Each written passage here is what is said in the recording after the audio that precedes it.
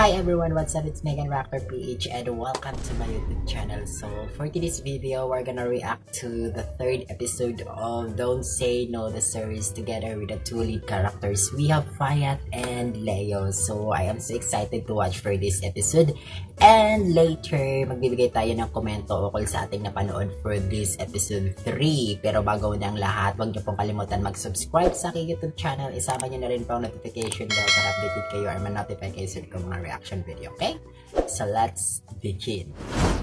Okay.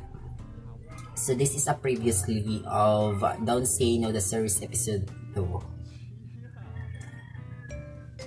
Oh my god.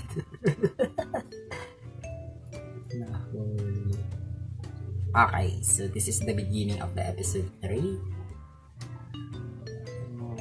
Look at.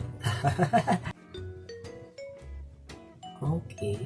So ayan nga guys, na napanood natin guys ang third episode of Don't Say No, the series, and now magbibigay tayo ng konting komento ukol sa ating napanood for this episode 3. Yung last scene is very controversial para sa akin kasi I don't know kung yun ba yung lalaki na nagpakalat doon sa photos or nag-send ng photos sa kapatid ni Leo, kung saan di ba pinakita naman ng kapatid ni Leo sa kanilang dalawa, Leo and Fayat, yung photos na yun. And yun yung photos na yun kung saan di ba na iba-iba yung nagiging relationship ni Fayat, di ba? Kung saan nga di ba iniwasan pa nga ni Fayat itong si Leo.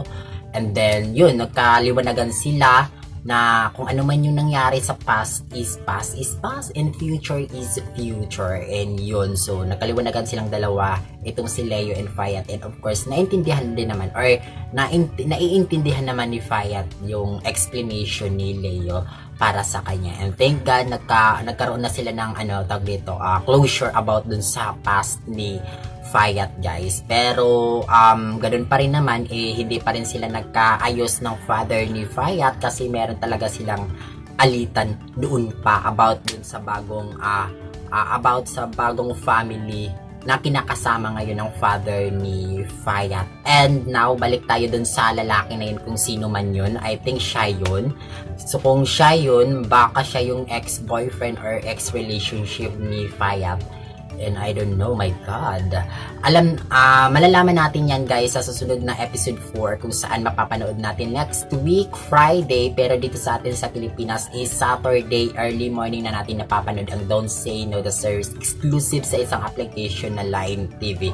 Again, every Friday kung nandun ka sa Thailand, and Saturday naman sa atin early morning kung nandito ka sa Pilipinas, okay? So, thank you so much for watching, guys. I hope na nagustuhan nyo itong ating reaction video for today of Don't Say No, the series, third episode. Kung nagustuhan nyo to guys, don't forget to like, comment, share, subscribe sa aking YouTube channel. Isama nyo na rin po ang notification bell para updated ka or ma-notify ka sa itong mga reaction video. God bless everyone, keep safe, and thank you so much. Bye-bye!